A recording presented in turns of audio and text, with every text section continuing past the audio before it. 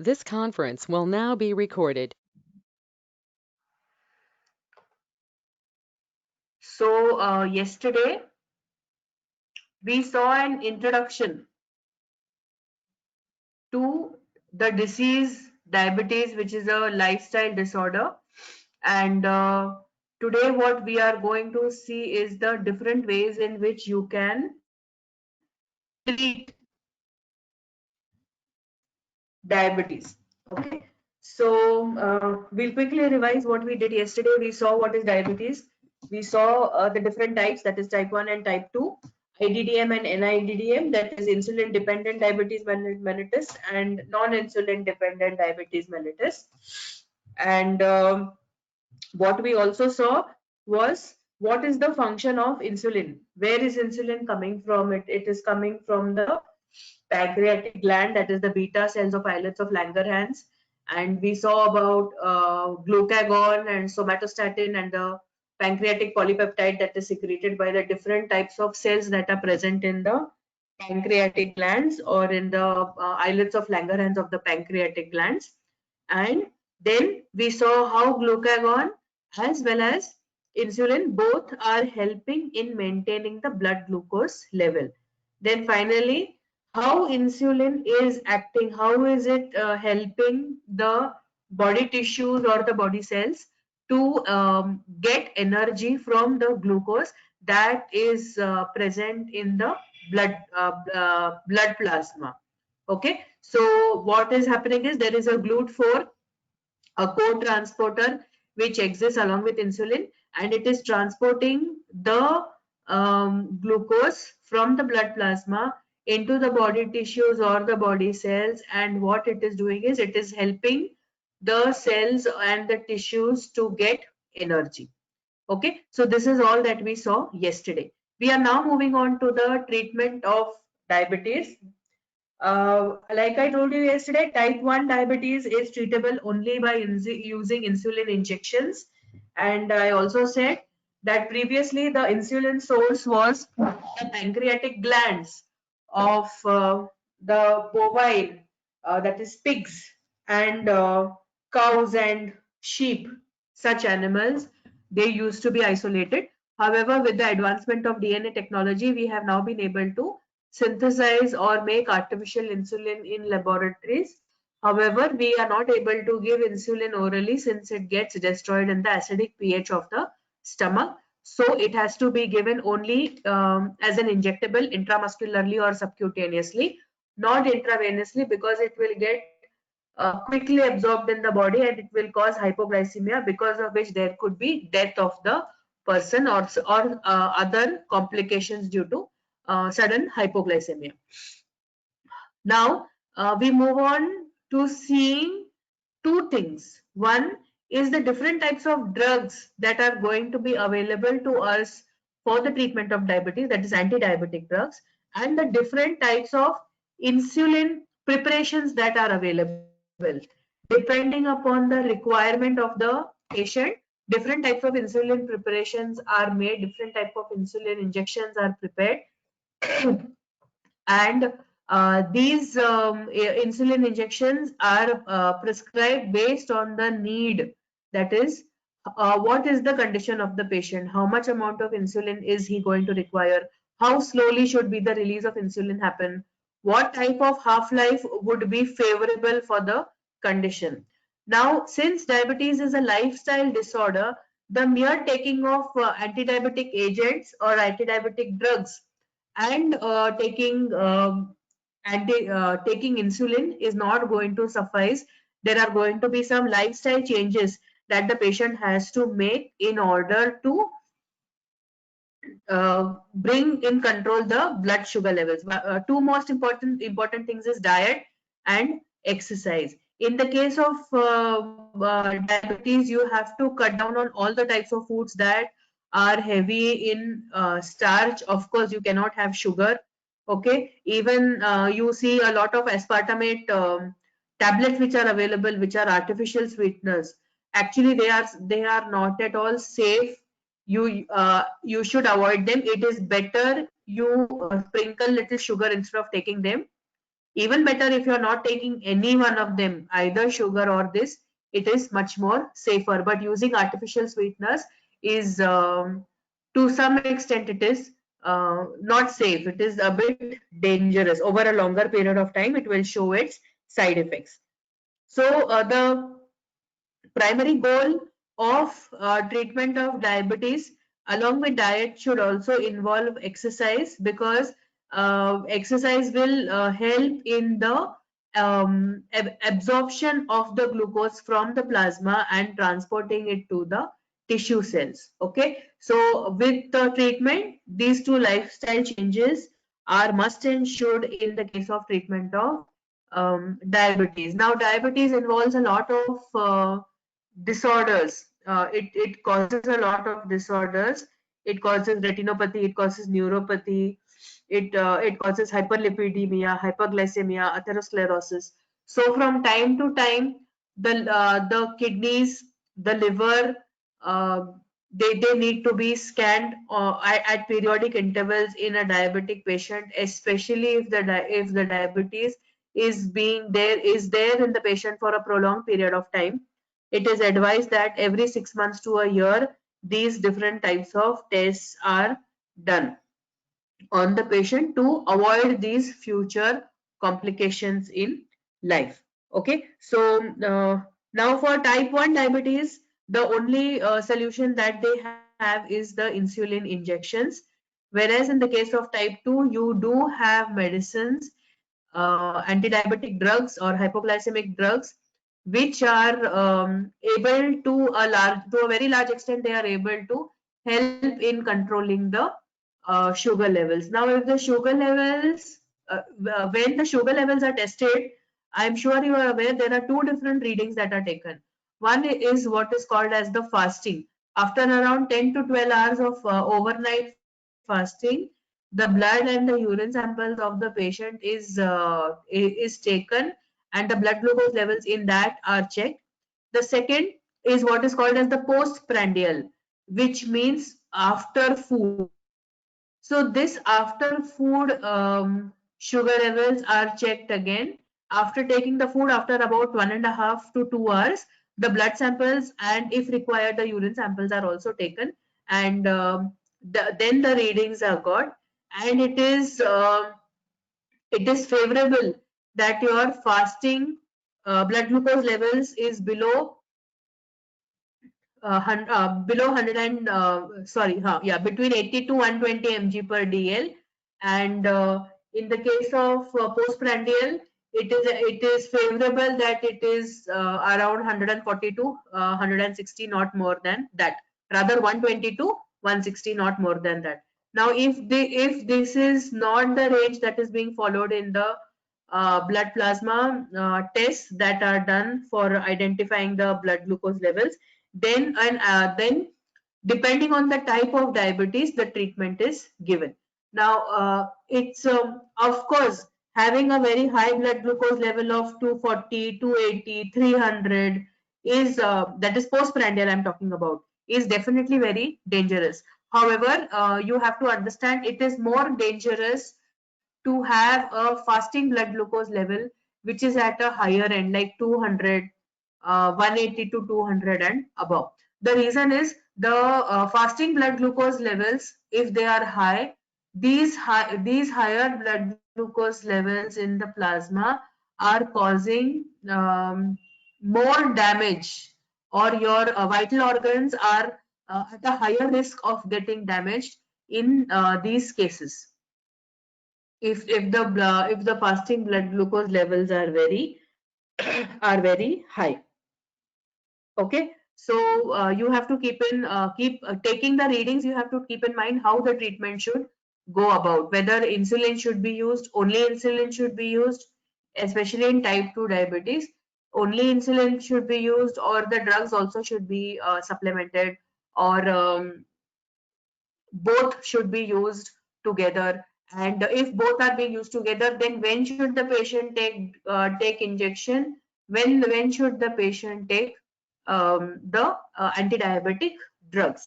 Now, it is advisable that the insulin injections are taken in the night merely because it will help in controlling the fasting blood glucose levels. Like I told you, if the fasting blood glucose levels are going to be higher or at a higher end for a very prolonged period of time,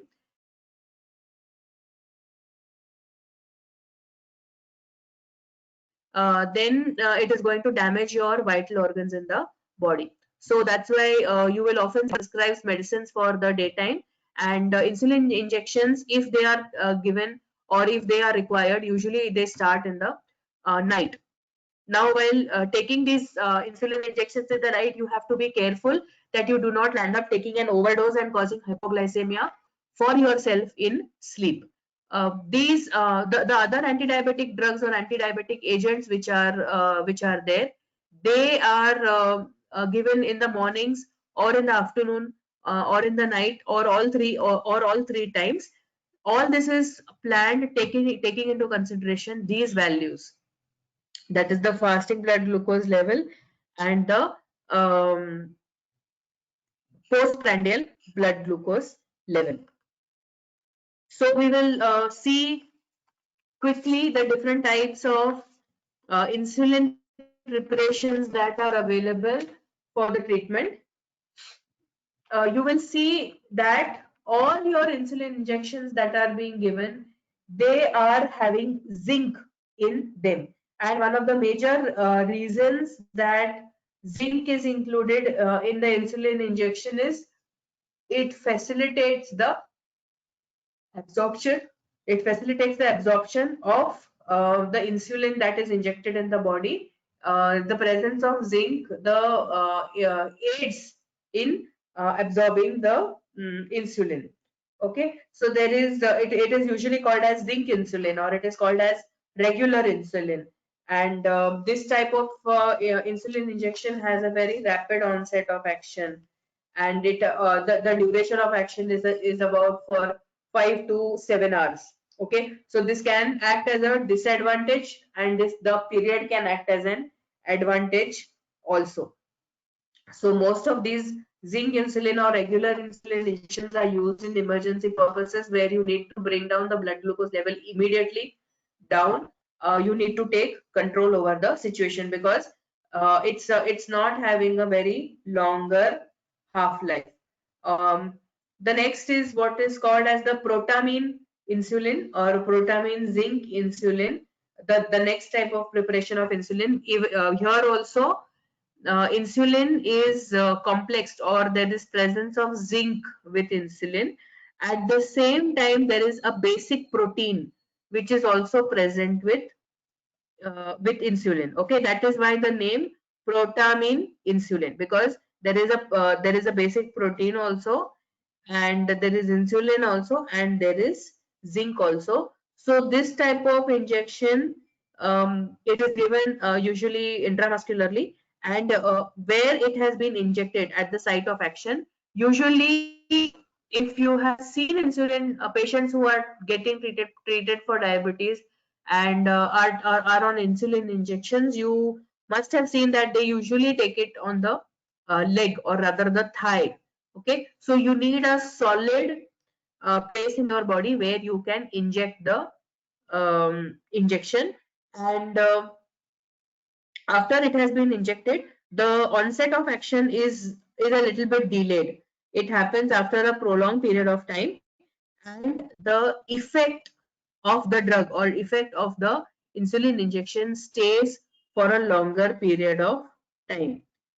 That means its half-life is very longer. So this could be useful for somebody who is having mild diabetes.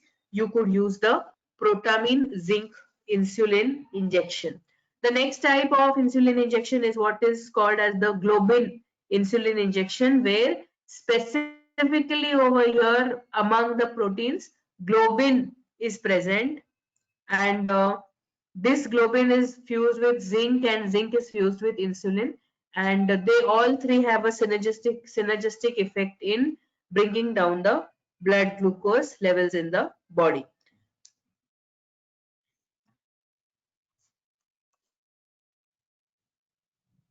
The next type of insulin is isophane insulin. This also has protamine, but the concentration of protamine or the percentage of protamine in the injection is comparatively lower, and the duration of action is short. Its onset of action is short, and it is one of the considered to be one of the most stable preparations for the treatment of diabetes. Then there are other types of insulin injections like lente insulin injection, semi-lente insulin injection, and these lente insulin injections, they are prepared in an acetate buffer, and then zinc is added. So there is insulin, and then there is an acetate buffer in which the insulin is prepared, and then zinc is added to it. And these lente injections or these semi-lente injections, the duration of action and the type of action, whatever they are having the effect, is very much similar to that of regular insulin injections that we have seen just now. Okay, so these are the different types of insulin injections that could be given to patients, especially patients who are suffering from type 1 diabetes mellitus. However, depending upon the patient's condition, depending upon its uh, uh, patient's condition, depending upon the fasting and postprandial values of glucose levels in the body, the anti-diabetic agents are selected or they are chosen. So if you decide to classify the hypoglycemic agents in based on their chemical structures, then we could we could classify them as sulfonylureas, biguanides, alpha glucosidase inhibitors, thiazolidinediones, and meglitinides. These are the different classes of anti-diabetic drugs or hypoglycemic agents which are used in diabetes. Okay, so take down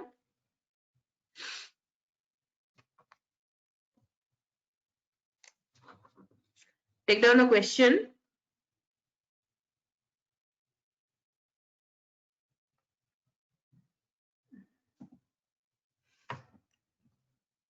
Explain the different types of diabetes. Explain the different types of diabetes. That is 1 and 2. These are the two different types. Give the different two different forms of diabetes.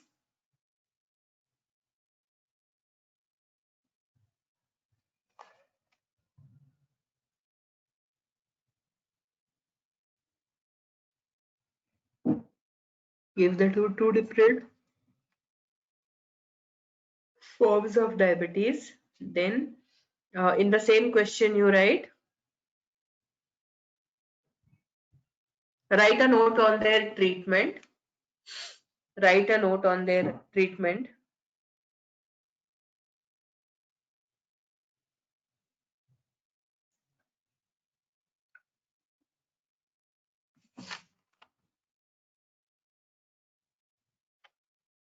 Describe the structure of insulin.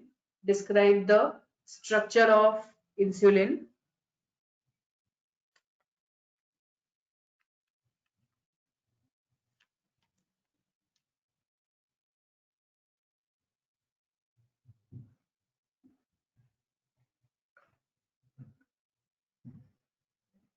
Write a detailed note on. Write a detailed note on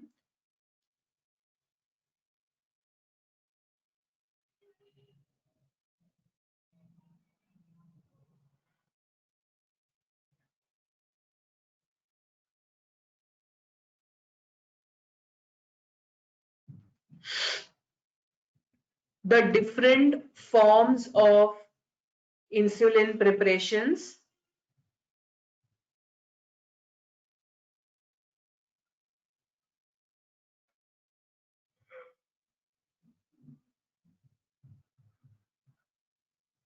their advantages, disadvantages, their advantages, disadvantages, duration of action, etc. Duration of action, etc.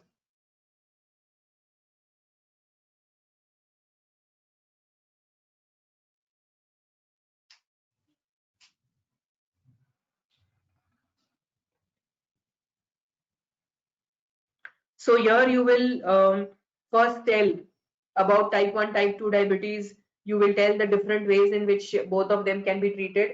Then you will also tell about what was the previous different sources of insulin injections, how they were prepared, and now how they are prepared with the help of DNA technology, where they are able to prepare semi-synthetic insulin and the different types of insulin preparations which I told you just now, like zinc insulin or regular insulin, then protamine insulin, globin insulin, isophane insulin, lente and semi-lente insulin. So these are the different types whose notes you will be adding to the question. Okay. Next, we move on to the classification of oral hypoglycemic agents. And based on their classes, they are classified as sulfonylureas, biguanides, alpha glucosidase inhibitors, thiazolidinediones, and meglitinides. And we shall be seeing each of the classes of these hypoglycemic agents in detail along with few examples. Now, if you have, we'll come to the first class of the hypoglycemic agent, and the first class is sulfonylurea. If you are aware, sulfonylureas are actually antibacterial agents. A lot of skin infections, burn wounds, in lot of these places, these sulfonylurea drugs are or were or and are used in the treatment of those type of infections. And it was found on study that these sulfonylureas, um, when they are consumed as an antibiotic agent or as an antibacterial agent, they were seen to cause hypoglycemia in the patient. Okay, so to overcome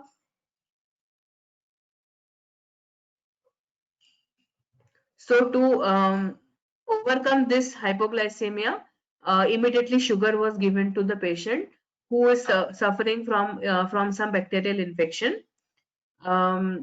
And from this, they discovered the class of sulfonyl ureas. Okay, so sulfonyl is that SO2NH bond, and the the urea method of attaching one drug to another through a bridge is used. That is why the term is called as sulfonyl urea. Now, these sulfonyl ureas are further divided as first, second, and third generation um, sulfonylureas who are used in the treatment of diabetes. So the most famous or common drugs of the first generation is tolbutamide or tolazolamide or chloropropamide. These are the very common drugs used. Then the second generation, even more common drugs, and they are very rampantly used nowadays. Glibenclamide, glipizide, gliclazide, and third generation includes glimepiride, which is also a anti-diabetic agent. Okay, so take down.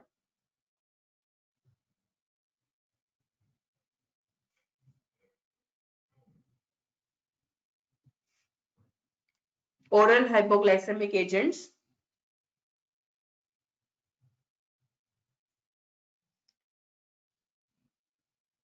Oral hypoglycemic agents are used. Oral hypoglycemic agents are used in the treatment of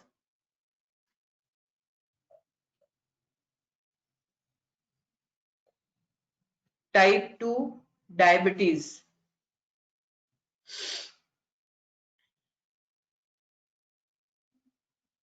They may be used as a single drug or in combination with other oral hypoglycemic agents,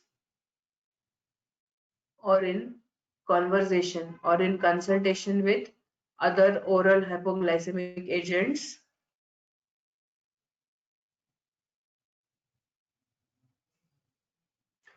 or in combination with insulin, or in combination with insulin.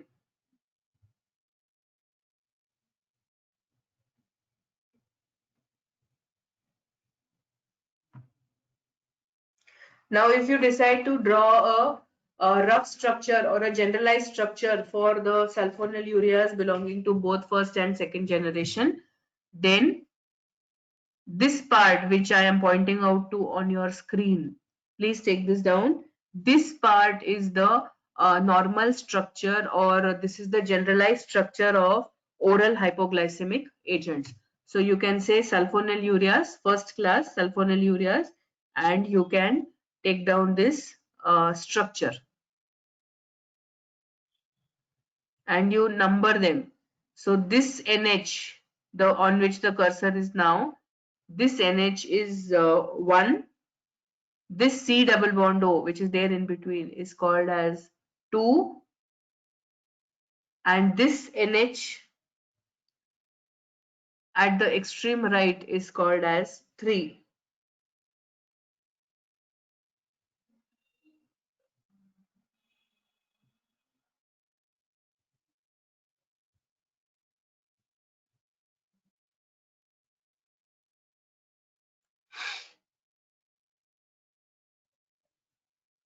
Are you done?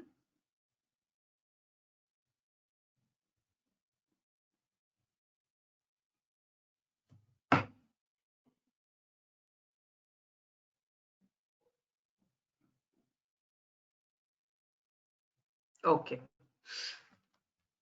So we'll write down a few SAR points for these sulfonylureas. Take down. These are urea derivatives. These are urea derivatives. If you remember the structure of urea, NH2C double bond NH2. Okay. So if you see the elaborated structure of these injections, or sorry, of these drugs, the sulfonylurea drugs, if you see the general structure, then you see that in between the part I'm pointing out on the drug, NH, C double bond NH. If you recollect, this is exactly the urea structure, NH2, C double bond NH2. Okay. So based on this, the name is sulfonylurea. Here you have the sulfonyl group. Here you have the urea group. So you have the sulfonyl ureas. Okay. So these are urea derivatives.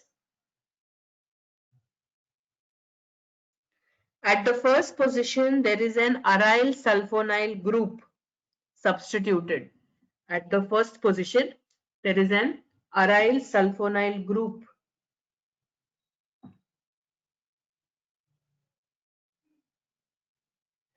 At the first position, there is the aryl sulfonyl group. Next point. The third position has an aliphatic group. The third position has the aliphatic group. This one.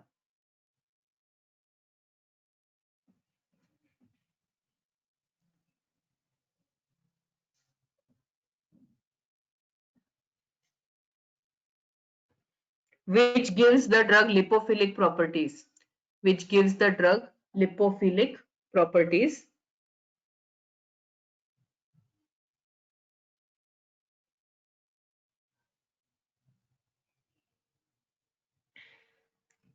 R1, next point, R1 is a chain of 3 to 6 carbon atoms. R1 is a chain of 3 to 6 carbon atoms.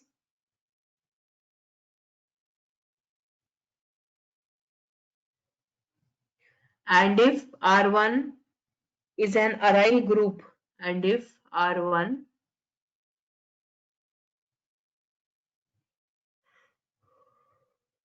is an aryl group, the drug becomes toxic. The drug becomes toxic.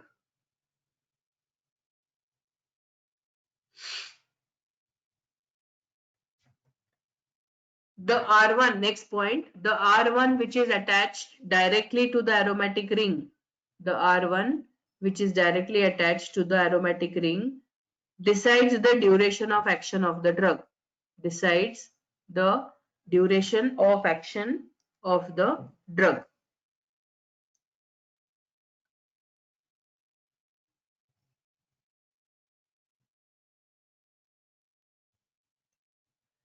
Next line, the sulfonyl ureas are divided as first generation and second generation anti-diabetic agents. The sulfonyl ureas are divided based on their the sulfonyl ureas are divided as first generation and second generation compounds. Example, first generation tolbutamide chlorpropamide,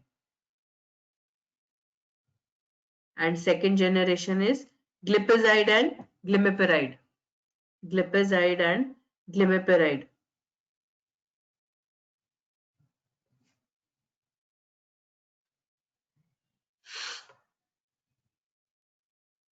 This group of drugs is useful in the treatment of diabetes. This group of drugs is useful in the treatment of diabetes.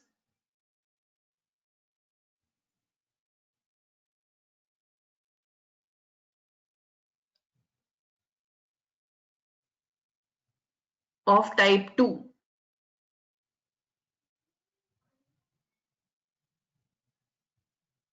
The second generation drugs, next line, the second generation drugs are more potent.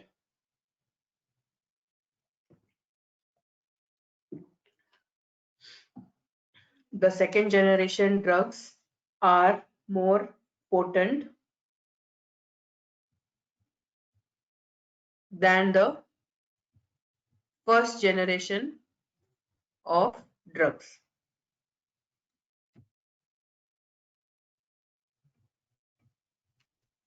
Example, this is the first example, tolbutamide. What you can do is you can directly take down the synthesis of tolbutamide. I assume the screen for synthesis of tolbutamide is visible to you. Quickly take down the synthesis of tolbutamide from the screen.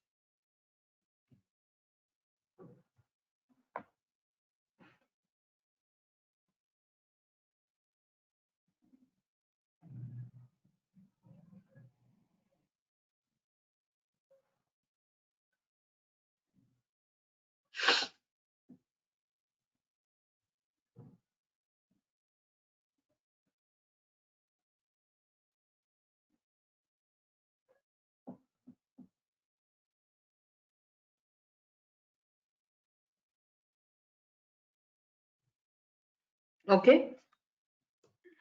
Next, we see the mechanism of action of this class of anti-diabetic agents. Now, when you are choosing an anti-diabetic drug, there are three different ways in which an anti-diabetic drug can act. Okay, one is they will stimulate the beta cells of islets of Langerhans in your pancreatic gland, and they will increase the amount of insulin. So, assuming that the concentration or the secretion capacity of the beta cells of islets of Langerhans has decreased, it will the drug will stimulate it and it will increase the production of insulin. Okay, the second is it will increase the sensitivity of the target organs towards insulin, and the last is it will decrease the rate in which glucose is being absorbed from the GI tract after the process of digestion has been done. Okay, so I repeat the three different ways in which an anti-diabetic drug can act. One is it can stimulate the beta cells of islets of Langerhans, and it can increase the production or the secretion of insulin from the pancreas. Number two, it will increase the sensitivity of the target organs, okay, towards insulin. Number three is the rate at which glucose is being absorbed after the food has been digested in the gastrointestinal tract.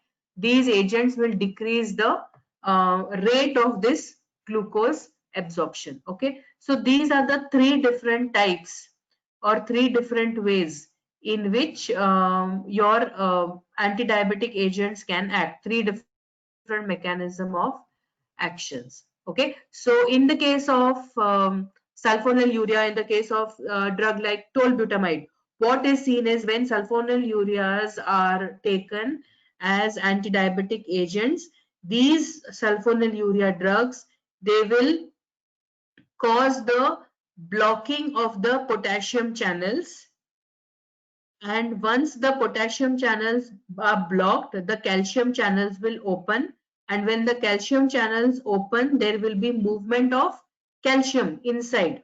There will be influx of calcium, which will increase the production of insulin. Okay, so this is how the entire procedure works in general also. That means in a normal human being also, when the beta cells of islets of Langerhans, they have to secrete insulin.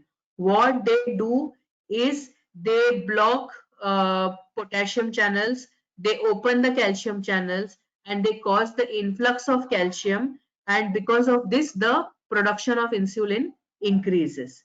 Okay, so this is how the normal production also happens, and the same pathway is followed or is stimulated by sulfonylureas like tolbutamide. Okay, so take down mechanism of action.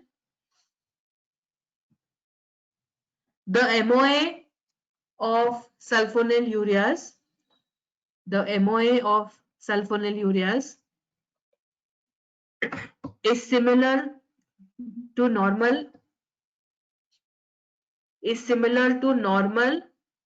insulin secretion process, is similar to normal insulin secretion process.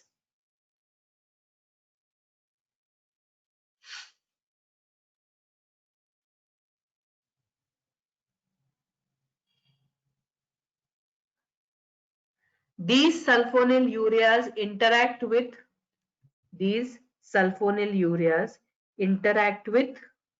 receptors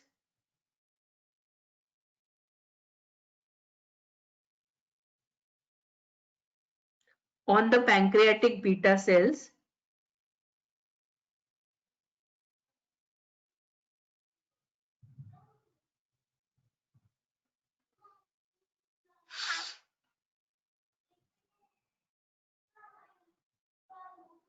sulfonylureas interact with the receptors on the pancreatic beta cells and block the ATP sensitive potassium channels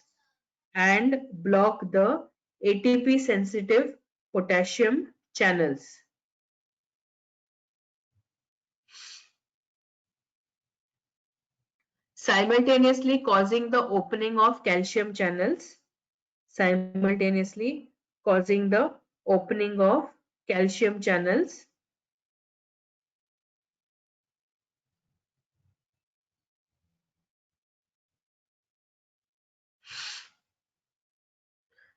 wherein there is influx of calcium,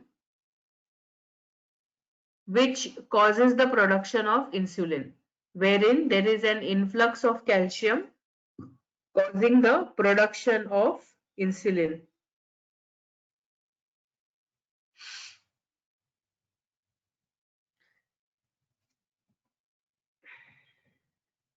Along with this sulfonylureas, next point, along with this sulfonylureas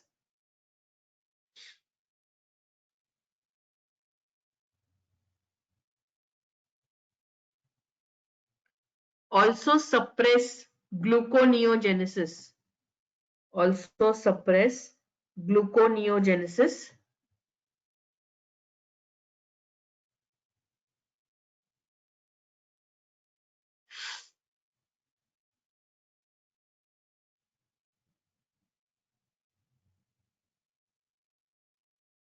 One of the major causes of hyperglycemia. One of the major causes of hyperglycemia.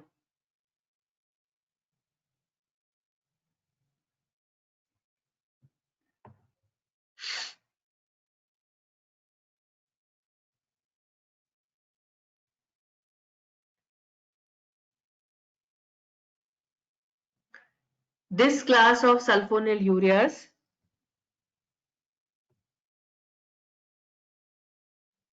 are used mainly in the treatment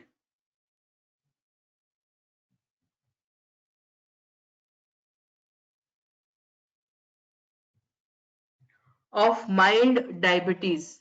Used mainly in the treatment of mild diabetes, wherein the fasting serum glucose levels, are around 200 mg per dl.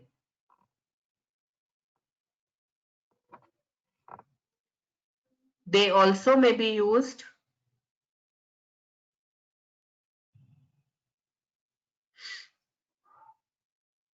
in combination with insulin for the treatment of diabetes.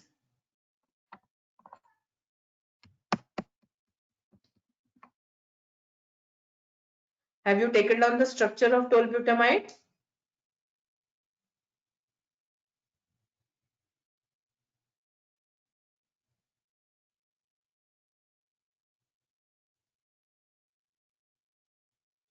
Yes or no? Okay. After taking down the structure of tolbutamide, you can take down the synthesis of tolbutamide. Have you taken it down?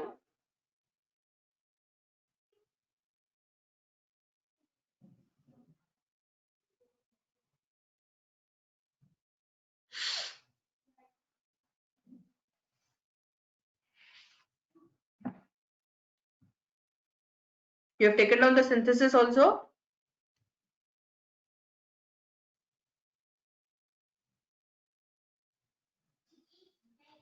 Okay, good.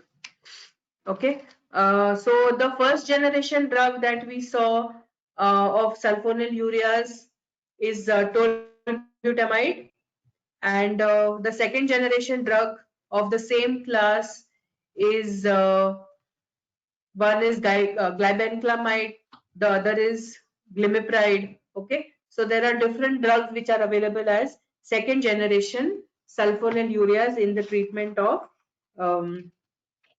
diabetes or as anti-diabetic agents. So in your notes, as per your syllabus, you can supplement the mechanism of action, structure of chloropropamide, glimepiride. This is the structure of glimepiride.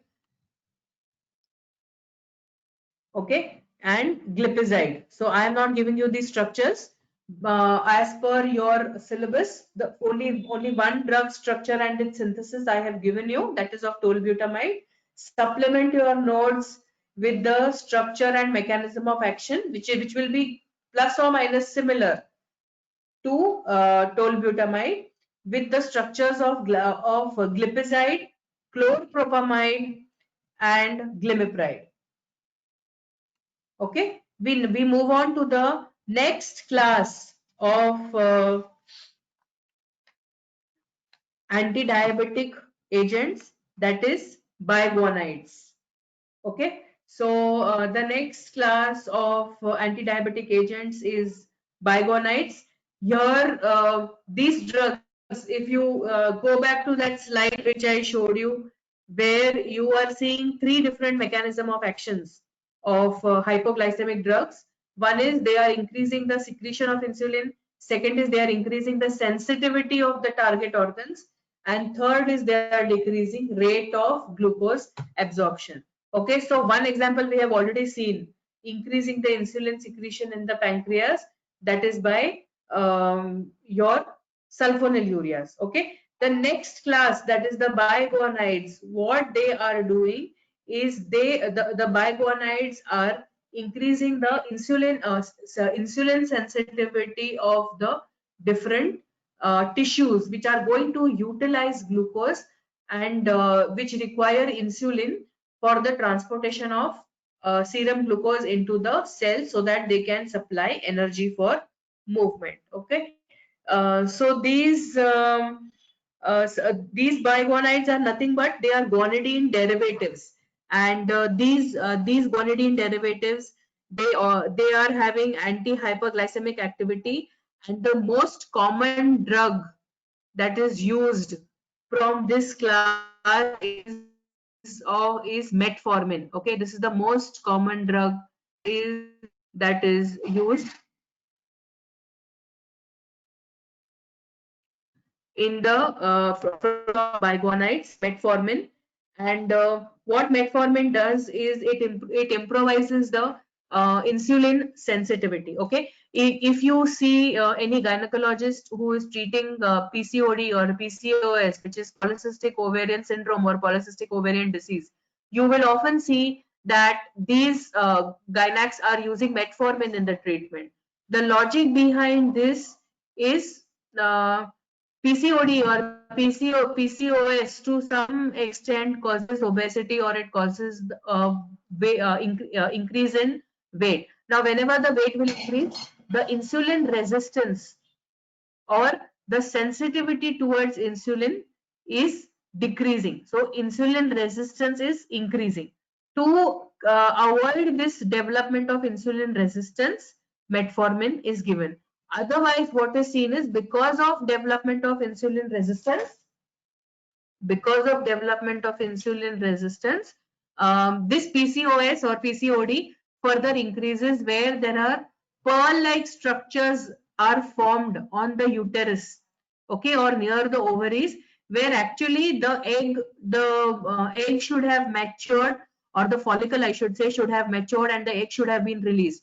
But because the patient is a PCOS patient, probably has become overweight, the body becomes insulin resistant, and the follicle does not break open, the ovum or the egg is not released. It forms a pearl or a dot on the ovarian walls, and slowly this starts increasing, and then it causes further complications. It becomes like a vicious cycle. You become overweight because of insulin resistance, and because you have become overweight, you become more insulin resistant. Okay, so a lot of gynecologists use this metformin in the treatment of PCOS or PCOD. Okay, so you can take down biguanides.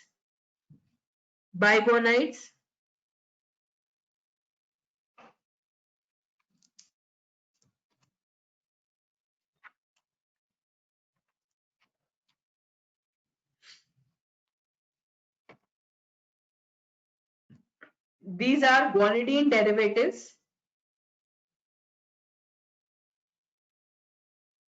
and the most common, these are guanidine derivatives, and the most common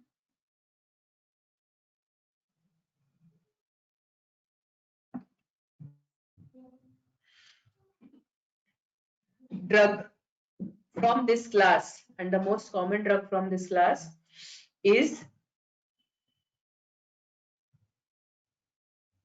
metformin. Take down the structure of metformin. It is available as metformin hydrochloride.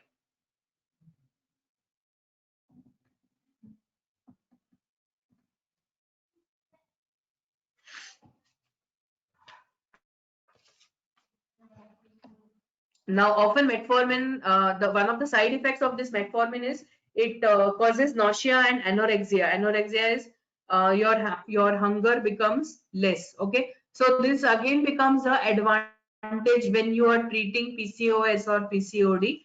Due to anorexia, you will not have so much of hunger, so automatically you will start losing weight. Okay, but that is not the right way to lose weight. It is not an anti-obesity drug. I assume you have taken down the structure of metformin. Next, take down. The effect of metformin is irrespective. The effect of metformin is irrespective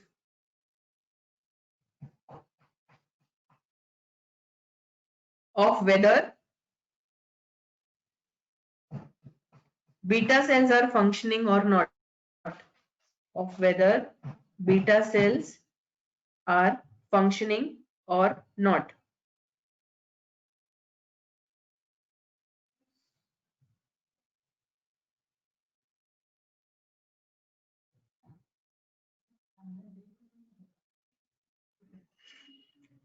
It inhibits gluconeogenesis.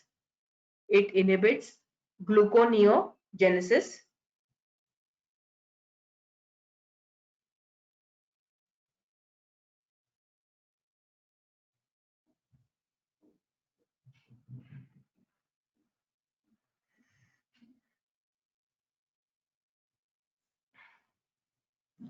And is also known to cause nausea and anorexia. And is also known to cause nausea and anorexia.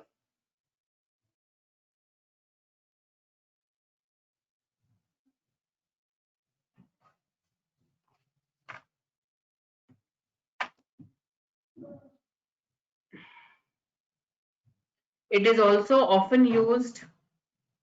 It is also often used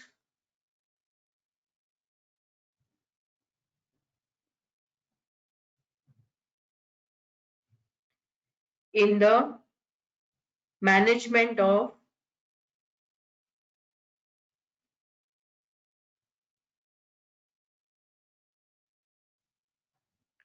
PCOS, that is polycystic ovarian syndrome.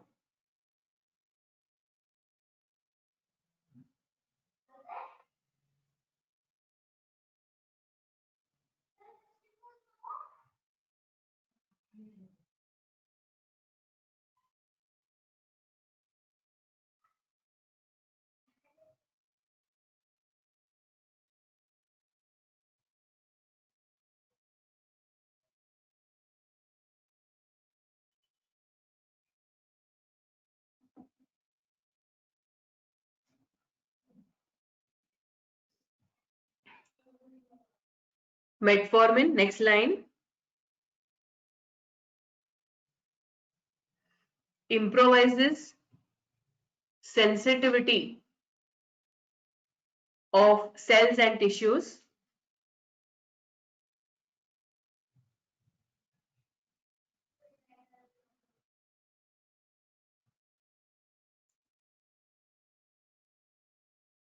to insulin.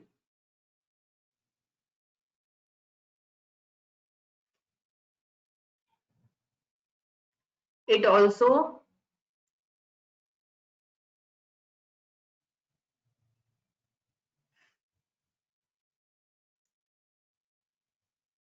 helps in the transportation of glucose, in the transportation of glucose from the serum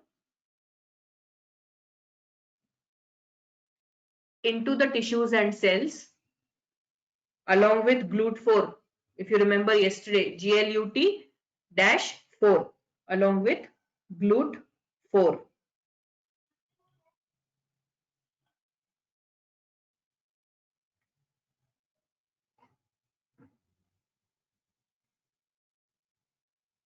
You can just write in the starting, it is a dimethyl biguanide. Okay, you can write in the starting, it is a dimethyl biguanide. Here there is a methyl group.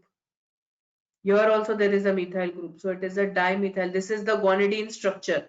Okay, and this end which is there at the end, at both these places it has methyl group. So it is a dimethyl biguanide.